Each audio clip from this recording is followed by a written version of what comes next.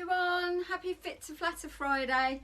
Hope you've had a great week. It's been fantastic. We've seen the first dresses coming in and you're just doing an incredible job. There's some brilliant fabric choices. You're just all so wonderful, so I hope you're enjoying it.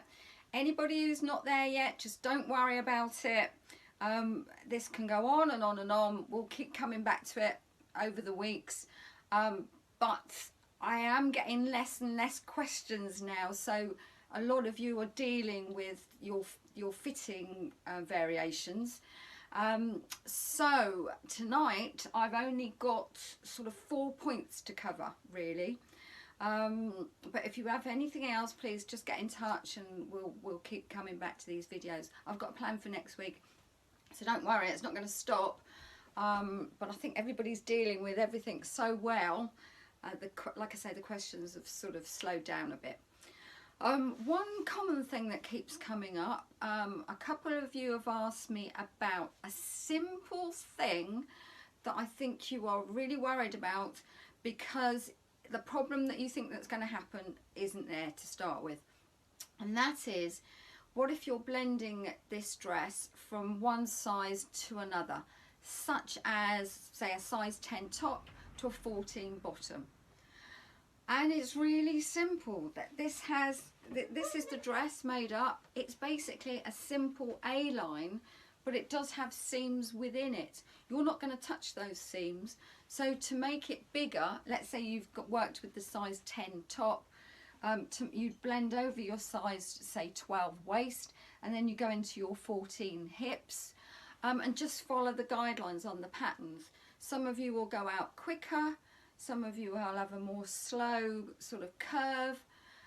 Whichever it is, you'll know by taking your measurements, but it all happens on the sides, so both side seams. I think you're worried because of this panel in here. You've got to do some crafty, a bit here and a bit there. Just get it all on the sides. It's not a problem at all.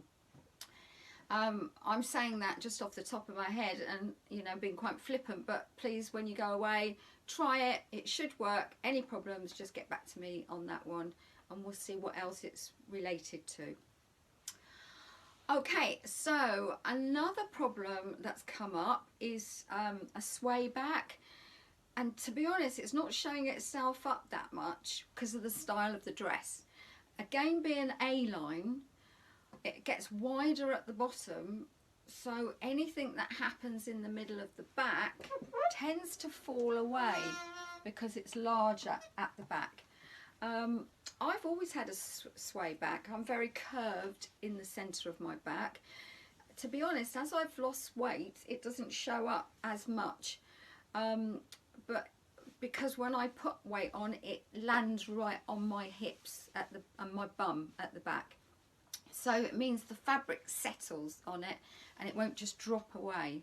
So all this extra fabric sort of bunches up here around the waist level. I think a few of you may recognise that. Kind of happens more in a shift dress than this style, but I know a couple of you have noticed it with this, so I want to talk that through as well. Again, it's quite obvious when you think it through. It's quite obvious what you have to do. It's just not something we ever see on the pattern, and that is we're going to take a dart out. So the main fullness of this bunching happens right in the centre back, and then it drifts away to nothing, usually at the side seam, but sometimes it can continue in the front. So whatever I'm going to do now, you would just keep going around to the front pattern as well. I'm just going to talk about it as if it's all in the back. And so it's a wider piece in the middle going off to nothing, and we literally have to take it off to nothing at the side seam. So in this instance, don't be frightened, but you are going to cross that panel. So you are going to have to do a manoeuvre and then work out what happens as it gets to the other side of the seam that joins the panel. But remember, this is a jigsaw. Whatever you do, whatever alterations that you make, you just have to make it fit and work with its joining seam. So if you're taking out, for example, 2 inches at the centre back and it graduates to nothing at the side seam, but where the panel joins it's about an inch. It's got to be an inch on the back panel side and then an inch on the side panel side, so it's crossing over, but when they go back together again they work. Okay, so they marry back up. If I show you on your commercial pattern, so here we have, I'm showing you this kind of in 3 ways, because there you can see it on the toile. Hopefully just by me pinching it up it makes sense. Here you can see it on the paper, so that side panel will go into there. So I would have to fold this out and cross that joining seam and go off to nothing at the side. You can't just stop halfway, because what happens to the bit, you know, where does it stop? You can't just squish it out. You have to go to the seam, so then there's nothing there at all.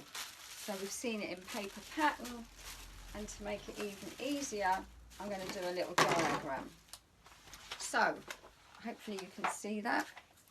So that's kind of how it looks when it all joins up.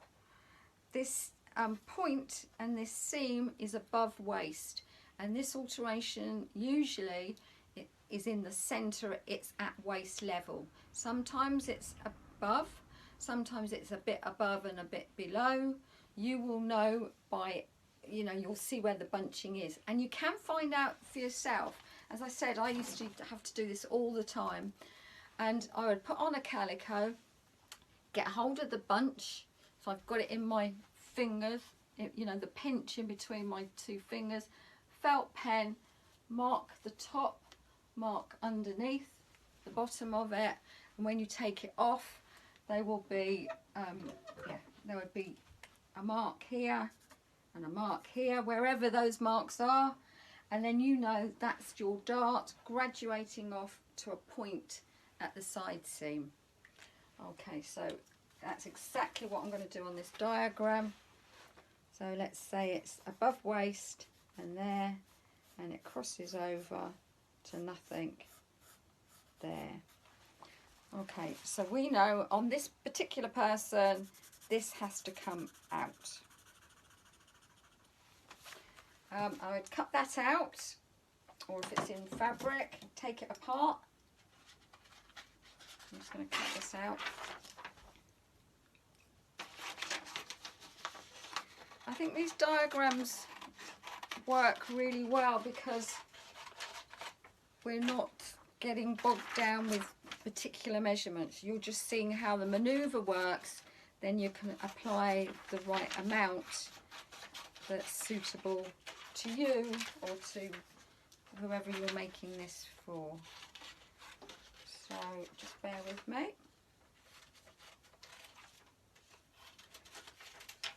Okay, so there's the dart. Squish that out, so fold it over. Okay, I'd probably put a few pins in there. Then if this was fabric, you could now unpick that, take it all apart, machine out the extra that was there, it's gone, and then when it goes back together, it's the jigsaw effect. That will all go back how it should do. And remember, seams means shape. Sorry, I keep bringing that one in every time. But if there's any seams there, you can now shape within.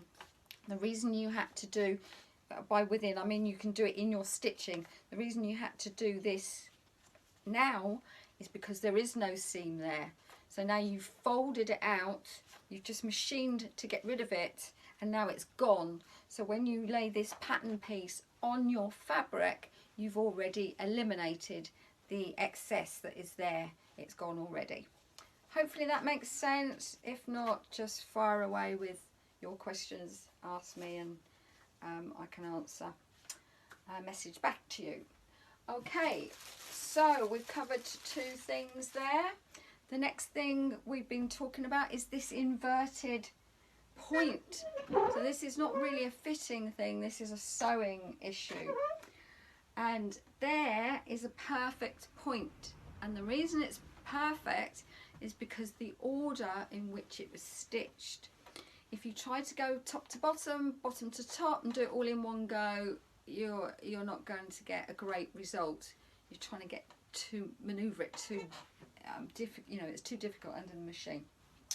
So it's really important that the order that you do this.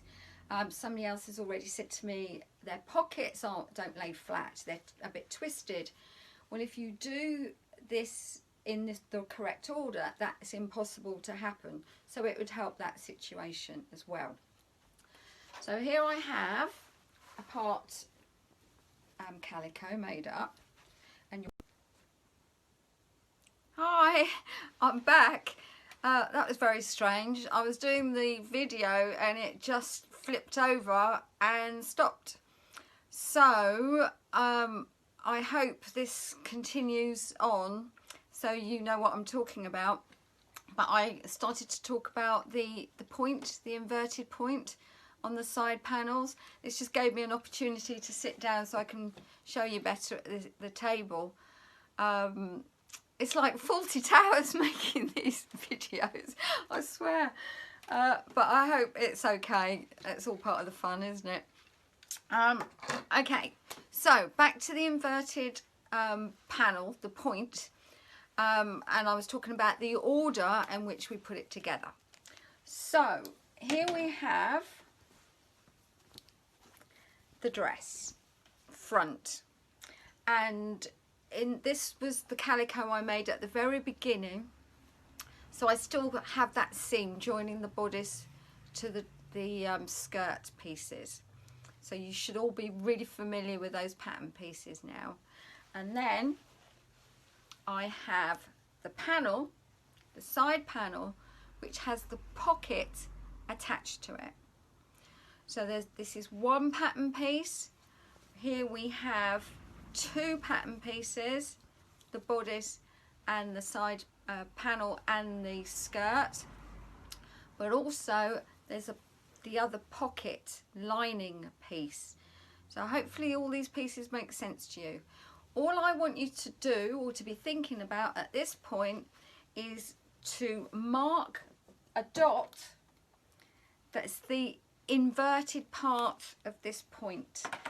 So a seam allowance in, draw an imaginary dot. Does that make sense? So that is the dot where everything will marry up in the end. So hopefully you can see that. In real life, you could even draw it on, as long as it's on the wrong side, with something that you could rub away, like a pencil or a marker that disappears. You don't want to mark your fabric, but usually even a fine pencil mark will be okay. So I've marked the actual finishing where we want the point to be on the main pieces. I also would like you to do that on your side panel. So there it is. So if you were drawing around here, which you're not going to, but imagine you've got a seam allowance all the way around there and a seam allowance all the way around there. That point is the seam allowance distance from the edge.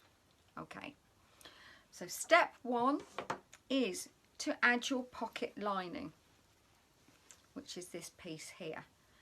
Now, providing that's put in the right area and you machine it approximately 1/2 inch together, so it's right sides together, and you machine it, then that's going to be fine. If you machined it 1 inch from the edge, or you were wavering around, you're starting to interfere with the actual, when you turn it back, the finished garment. So providing it's 1/2 inch, which is less than a seam, that's always going to flip over and go to the back. Okay, hope that's making sense. Right, then let it out again so it's flat. Now I would put this on the table, but I don't think you're going to be able to see it there. So I need that absolutely flat, and we are going to put on this panel, but for the lower half only. That's all I'm interested in. So marry up my dots 2 dots, right sides together, and put a pin in there. And then what I'd like you to do, on the dress side, so not the side panel side, on the dress side, you're going to snip in up to the dot.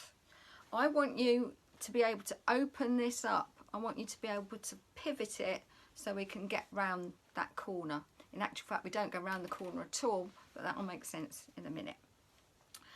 So from the dot downwards, we are going to lay all of this right sides together. So that's taking you around the pocket. I'll lift it up in a second.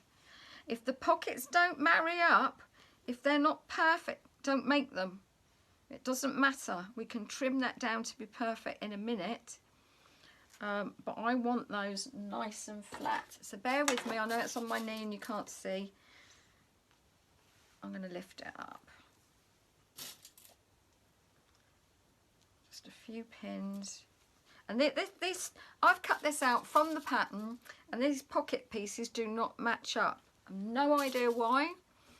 Could have been I cut it slightly different, or I'm now fitting it in a different place. You know, I'm putting them together differently. It doesn't matter, we want it to end up perfect. We're not worried about what happens in between. So there you have the pockets together, absolutely flat, because it would be nice and flat on the table. I'm even going to draw it on so you can see the stitching line, the seam allowance. Hang on.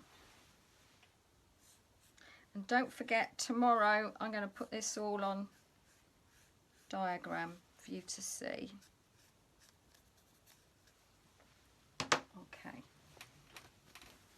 So the lower half looks like that. You're going to stitch from the dot, and I can feel the dot. I know the dot's in the right place because it absolutely marries up with the dot that's underneath, and the dot is literally on the seam that's underneath, and if it's not on the seam, then it's where those seam allowances go into the actual point. So put them together, and you now machine a couple of back stitches nice and secure at that dot. You're going to go along here, along around the pocket. Don't know if you can see on them, my pockets do not match up.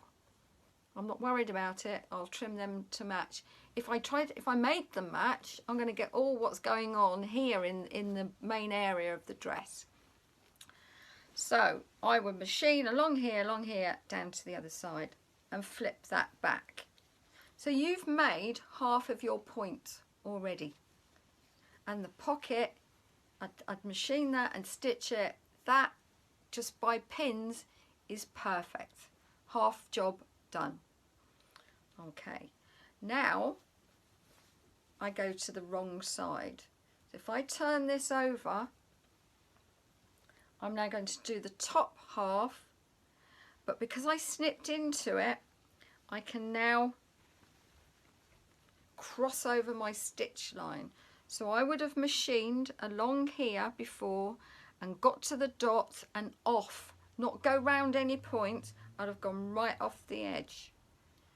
Now I'm turning it over to do the rest of it from the other side.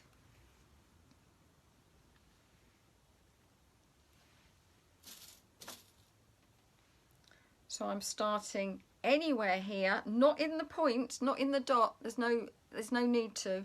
I'm going to start off the edge and then come along and machine the rest of the seam. I hope that makes sense. I hope you can see that. So you've opened it up. You've created your point in 2 halves. So if I pin that and then machine it, let's pretend I've machined it.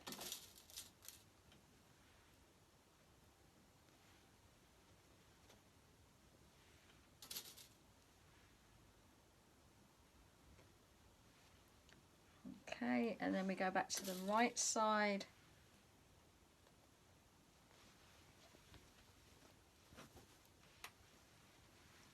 You will have, now remember that's only pinned, but you will have a great point Now the secret to this is the top part of this is pressed towards the panel. From the dot downwards is pressed towards the dress. That actually turns in different directions. So when you get over here and you see one done, I think you can even see the shadow of the seam allowance. That one top's going towards the panel and this one's going towards the dress. But you're able to do that because you snipped into it, and those two seams can pivot in opposite directions. And I promise you, you will get a perfect point. So bottom half first, top half afterwards. One is going in one direction, the other will be going, you flip to the other side and you'll be going in the other direction.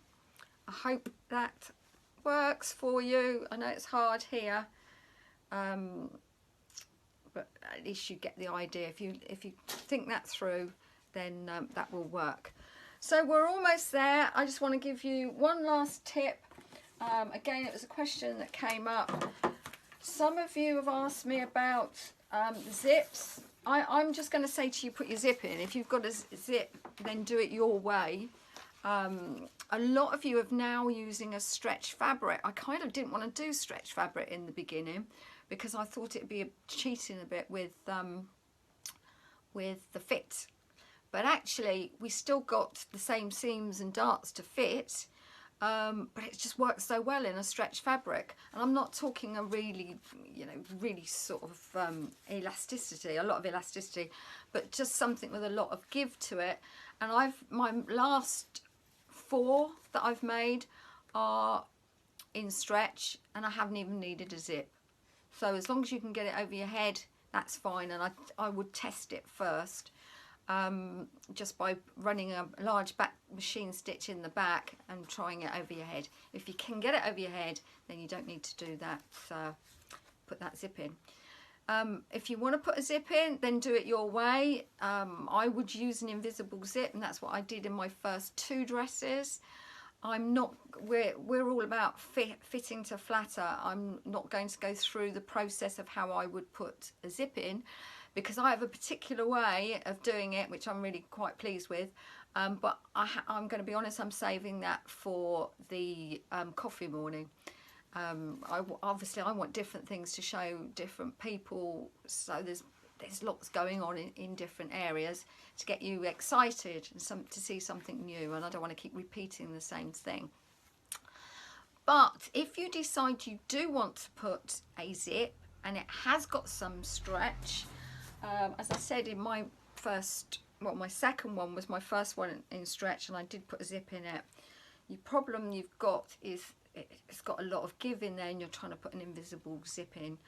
All you need to do is stabilize that, just make it not stretch anymore in the zip area. And I use a fantastic tape that I use in tailoring, and it's a straight grain tape.